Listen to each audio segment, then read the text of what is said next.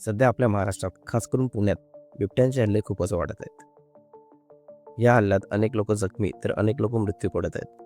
पण राज्यात अचानक इतके हल्ले मोठ्या मांजरीकडून का होत आहेत? आज आपण याच विषयावर चर्चा करणार आहोत. नमस्कार, माझं नाव आहे प्रतीक. तुम्ही पाहता PL इन्फो मराठी.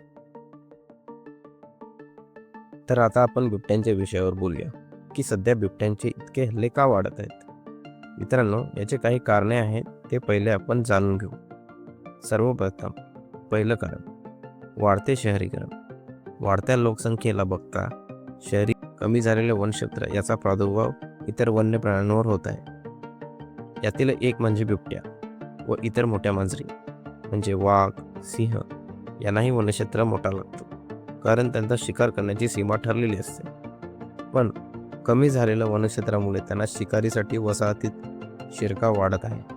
दुसरा मुद्दा, झपाट्याने वाढलेल्या बिबट्यांची संख्या. सध्या पुण्यात विचार केला असता अंदाजे 2000 पेक्षा जास्त बिबटे हे सहवास करीत आहेत. त्यामुळे वनक्षेत्राची सीमा कमी झाली असून काही बिबटे वसाहतीत लपून राहतात. त्याचं एक उदाहरण म्हणजे ऊसाची शेती.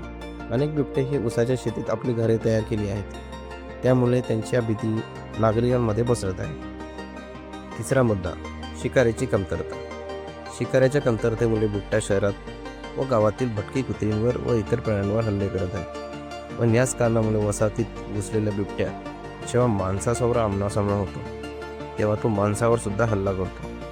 बिबट्या खूप हुशार, चपळ, लपून छपून जगणारा, रात्री शिकारीसाठी बाहेर पडणारा आणि तपक्या पावलांनी शिकाऱ्यावर झडप टाकणारा प्राणी आहे. वेगाचा विचार जर केला तर 58 किलोमीटर प्रति तास वेगाने धावतो.